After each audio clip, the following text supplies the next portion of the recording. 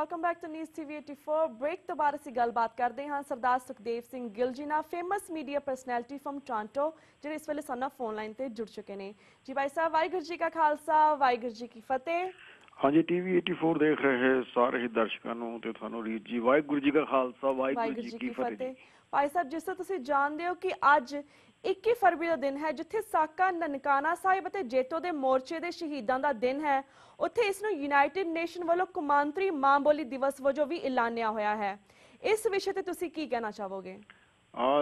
ਜਿਹੜਾ ਆਪਣਾ ਅੰਤਰਰਾਸ਼ਟਰੀ ਦਿਵਸ ਦੇ ਤੌਰ ਤੇ ਮਨਾਇਆ ਜਾ ਰਿਹਾ, ਸਾਰੀਆਂ ਜਿਹੜੀਆਂ ਹਰ ਇੱਕ ਬੰਦੇ ਦੀ ਕੋਈ ਵੀ ਭਾਸ਼ਾ ਹੈ ਉਹਦੇ ਤੇ ਵੀ ਮੈਂ ਜ਼ਰੂਰ ਕੁਝ ਕਹਿਣਾ ਚਾਹੁੰਦਾ। ਉਸ ਤੋਂ ਪਹਿਲਾਂ ਜਿਹੜਾ 21 ਫਰਵਰੀ ਦਾ ਦਿਨ ਆ, ਜਿਵੇਂ ਸਿੱਖ ਕੌਮ ਦੇ ਸਾਡੇ ਇਤਿਹਾਸ ਦੇ ਵਿੱਚ 21 ਫਰਵਰੀ ਦਾ ਨਨਕਾਣਾ ਸਾਹਿਬ ਦਾ ਇਹ ਜਿਹੜਾ ਸਾਕਾ ਹੋਇਆ ਸੀ, ਉਹਦੇ ਤੇ ਵੀ ਉਹਨਾਂ ਸ਼ਹੀਦਾਂ ਨੂੰ ਸਜਦਾ ਕਰਦੇ ਹਾਂ ਕਿ ਉਹਨਾਂ ਦੀ ਬਦੌਲਤ ਹੀ ਅਸੀਂ ਉਹਨਾਂ ਨੂੰ ਅਰਦਾਸ ਵਿੱਚ ਵੀ ਯਾਦ ਕਰਦੇ ਹਾਂ। ਇਹ ਵੱਖਰੀ ਗੱਲ ਹੈ ਕਿ ਸ਼੍ਰੋਮਣੀ ਕਮੇਟੀ ਦਾ ਕਬਜ਼ਾ ਅੱਜ ਉੱਥੇ ਹੈ ਜਾਂ ਬਾਦਲ ਦਾ ਹੈ, ਪਰ ਇਹ ਜਿਹੜੇ ਦਿਨ ਸਦਾ ਨਹੀਂ ਰਹਿੰਦੇ।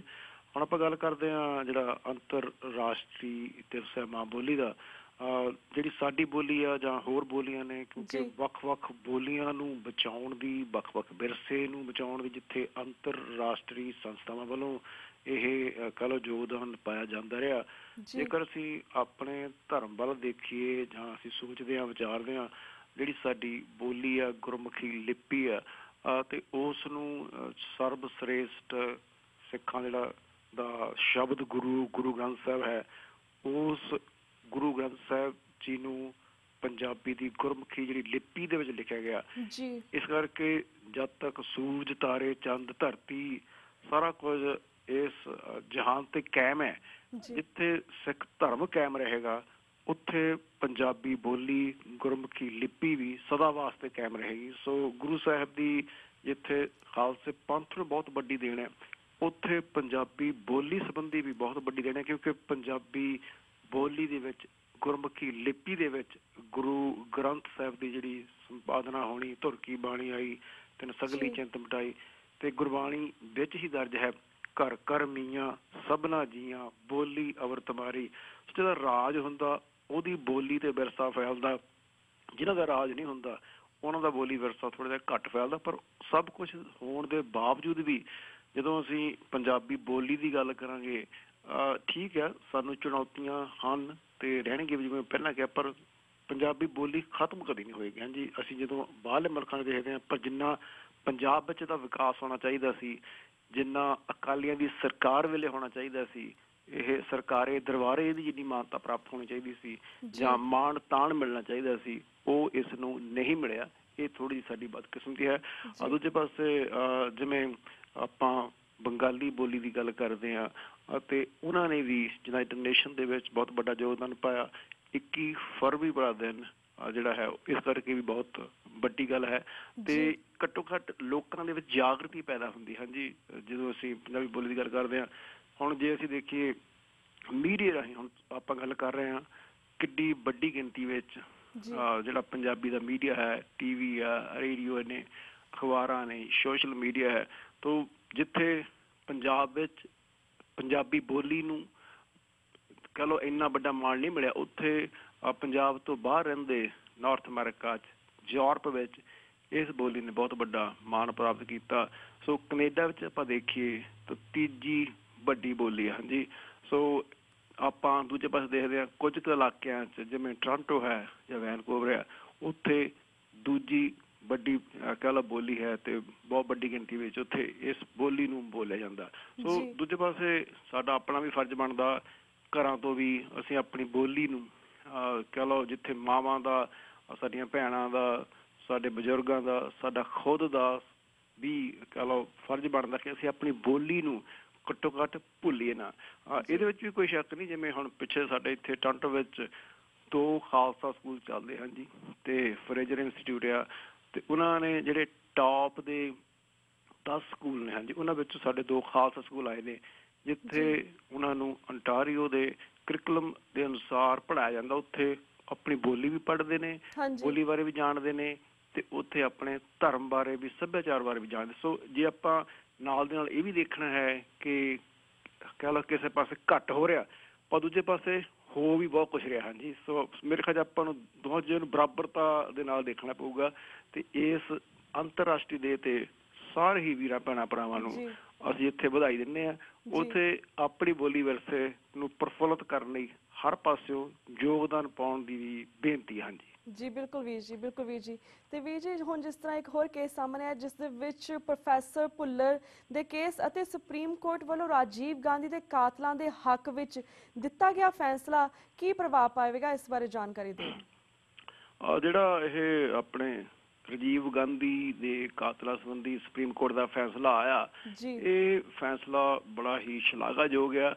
ਬੇਸ਼ੱਕ ਸੁਪਰੀਮ ਕੋਰਟ ਨੇ ਵੀ ਕਿਹਾ ਸੀ ਕਿ ਸੂਬੇ ਦੀ ਸਰਕਾਰ ਵੀ ਉਹਨਾਂ ਦੀ ਸਜ਼ਾ ਬਾਰੇ ਗੱਲਬਾਤ ਕਰ ਸਕਦੀ ਆ, ਵੀ ਉਮਰ ਕੈਦ ਵਿੱਚ ਚੇਂਜ ਕਰਨ ਦੀ ਗੱਲ ਸੀ।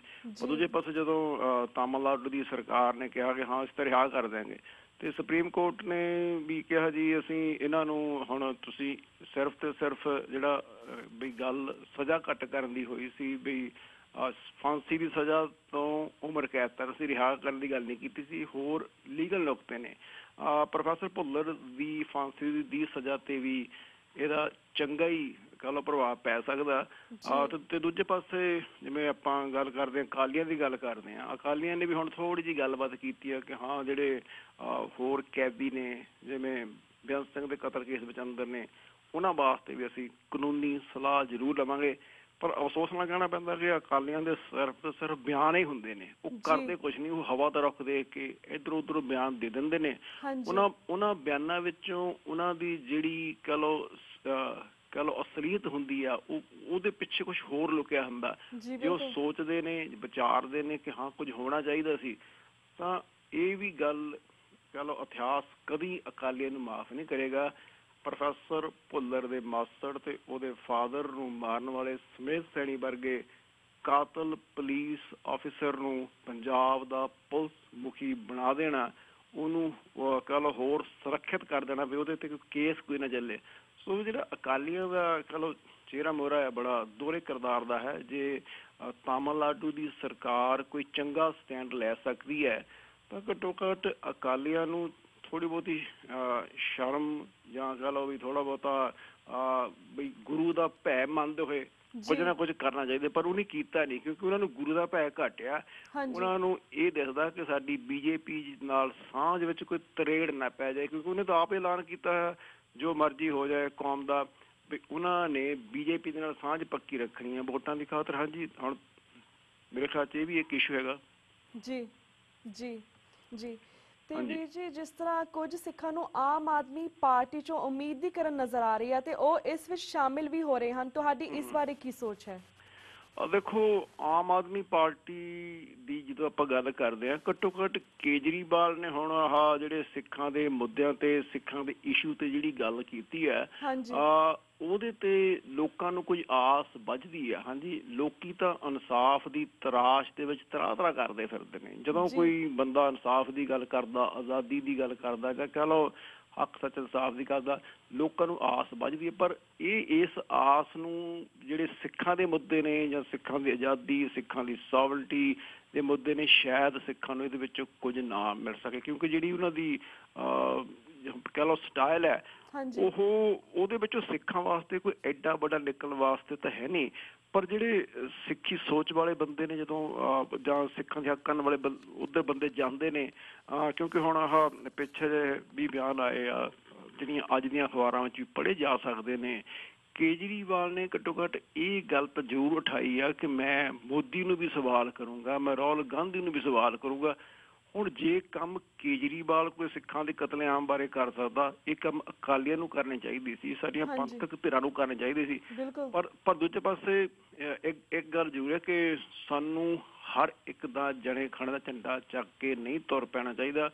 ਸਾਨੂੰ ਆਪਣੀ ਕੌਮ, ਆਪਣੇ ਧਰਮ, ਆਪਣੇ ਕੌਮੀ ਮੁੱਦਿਆਂ ਨੂੰ ਕਹਿ ਲਓ ਬੇਸ ਬਣਾ ਕੇ, ਆਧਾਰ ਬਣਾ ਕੇ ਤੁਰਨ ਦੀ ਲੋੜ ਆ। ਸਾਡੀਆਂ ਆਪਣੀਆਂ ਜਿਹੜੇ ਸੰਗਠਨ ਨੇ, ਜਿਹੜੇ ਜਿਵੇਂ ਸ਼੍ਰੋਮਣੀ ਅਕਾਲੀ ਦਲ ਅੰਮ੍ਰਿਤਸਰ ਆ, ਜਾਂ ਸ਼੍ਰੋਮਣੀ ਅਕਾਲੀ ਦਲ ਪੰਜ ਪ੍ਰਧਾਨੀ ਆ, ਜਾਂ ਹੋਰ ਜਿਹੜੇ ਦਲ ਖਾਲਸਾ ਨੇ, ਸਾਨੂੰ ਇੱਕ ਆਪਣਾ ਯੂਨਾਈਟਿਡ ਫਰੰਟ ਬਣਾ ਕੇ ਤੁਰਨ ਦੀ ਲੋੜ ਆ, ਤਾਂ ਕਿ ਸਾਡੇ ਵੱਲ ਕੋਈ ਦੇਖੇ, ਅਸੀਂ ਦੂਜੇ ਵੱਲ ਦੇਖੀਏ। ਦੂਜੀ ਗੱਲ ਇਹ ਵੀ ਹੈ, ਜੇ ਕੋਈ ਆਪਣੇ ਪੰਜਾਬ ਵਿੱਚ ਕੇਜਰੀਵਾਲ ਵਰਗੀ ਕੋਈ ਸ਼ਖਸੀਅਤ ਹੁੰਦੀ ਆ ਜਾਂ ਮੁੱਦਿਆਂ ਤੇ ਗੱਲ ਕਰਦਾ, ਉਹਦੇ ਤਾਂ ਸਿੱਖ ਹੋਣ ਦੇ ਨਾਂ ਤੇ ਵੀ ਇਹੋ ਜਿਹੇ ਕੇਸ ਪਾ ਕੇ ਉਹਨਾਂ ਨੂੰ ਜੇਲ੍ਹਾਂ 'ਚ ਡੱਕ ਦਿੱਤਾ ਜਾਂਦਾ। ਜੇ ਕਿਸੇ ਕੋਲ ਕੋਈ ਪੈਸਾ ਜਾਂਦਾ, ਤੁਹਾਡੇ ਕੋਲ ਪੈਸਾ ਕਿੱਥੋਂ ਆਇਆ?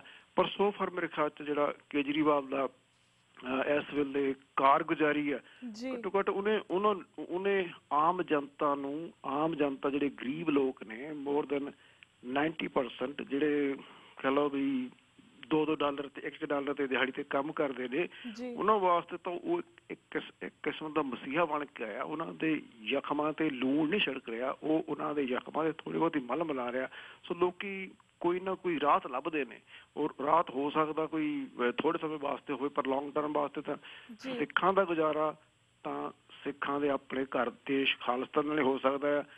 ਕੇਜਰੀਵਾਲ ਦੀ ਜਿਹੜੇ ਰਾਸ਼ਟਰਵਾਦੀ ਜਾਂ ਇੱਕ ਕਹਿ ਲਓ ਵੀ ਜਿਹੜੀ ਰੁਚੀ ਆ, ਉਹਦੇ ਵਿੱਚੋਂ ਸਿੱਖਾਂ ਨੂੰ ਜਾਂ ਪੰਜਾਬ ਦੇ ਲੋਕਾਂ ਨੂੰ ਲੌਂਗ ਟਰਮ ਵਾਸਤੇ ਮੇਰੇ ਖਿਆਲ 'ਚ ਕੁਛ ਨਹੀਂ ਮਿਲ ਸਕਦਾ। ਜੀ ਬਿਲਕੁਲ ਬਿਲਕੁਲ ਵੀਰ ਜੀ। ਵੀਰ ਜੀ ਸਿੱਖ ਮੁੱਦਿਆਂ ਦੇ ਉੱਪਰ ਸਵਾਲ ਸਾਡੇ ਕੋਲ ਹੋਰ ਵੀ ਬਹੁਤ ਨੇ, ਪਰ ਸਾਡਾ ਹੁਣ ਇਸ ਵੇਲੇ ਵਕਤ ਸਮਾਪਤੀ ਵੱਲ ਜਾ ਰਿਹਾ। ਤੁਹਾਡਾ ਬਹੁਤ ਬਹੁਤ ਸ਼ੁਕਰੀਆ, ਤੁਸੀਂ ਸਾਡੇ ਸਾਰੇ ਥੈਂਕ ਯੂ ਜੀ। TV 84 ਰਾਹੀਂ ਤੁਸੀਂ ਦਰਸ਼ਕਾਂ ਦੇ ਰੂਬਰੂ ਹੁੰਦੇ ਹੋ, ਲੋਕਾਂ ਤੱਕ ਆਪਣੀ ਆਵਾਜ਼ ਜਿਹੜੀ ਪਹੁੰਚਦੀ ਕਰਦੇ ਹੋ, ਤੇ ਕੌਮਾਂਤਰੀ ਮਾਂ ਬੋਲੀ ਦਿਵਸ ਤੇ ਸਾਰੇ ਹੀ ਪੰਜਾਬੀ ਬੋਲਣ ਵਾਲੇ ਅਤੇ ਸਿੱਖ ਜਗਤ, ਸਿੱਖੀ ਨੂੰ ਪਿਆਰ ਕਰਨ ਵਾਲੇ, ਆਪਣੀ ਮਾਂ ਬੋਲੀ ਨੂੰ ਪਿਆਰ ਕਰਨ ਵਾਲੇ ਸਾਰੇ ਵੀਰਾਂ ਭੈਣਾਂ ਨੂੰ ਵਾਹਿਗੁਰੂ ਜੀ ਕਾ ਖਾਲਸਾ, ਵਾਹਿਗੁਰੂ ਜੀ ਕੀ ਫਤਿਹ। ਤੇ ਵੀਅਰਸ, ਇੱਥੇ ਮੈਂ ਤੁਹਾਡੇ ਕੋਲ ਵੀ ਇਜਾਜ਼ਤ ਲੈਂਦੀ ਹਾਂ। ਮੰਡੇ ਨੂੰ ਮਿਲਾਂਗੇ ਸੇਮ ਟਾਈਮ ਸੇਮ ਸ਼ੋਅ ਤੇ। ਤਦ ਤੱਕ ਲਈ ਵਾਹਿਗੁਰੂ ਜੀ ਕਾ ਖਾਲਸਾ, ਵਾਹਿਗੁਰੂ ਜੀ ਕੀ ਫਤਿਹ।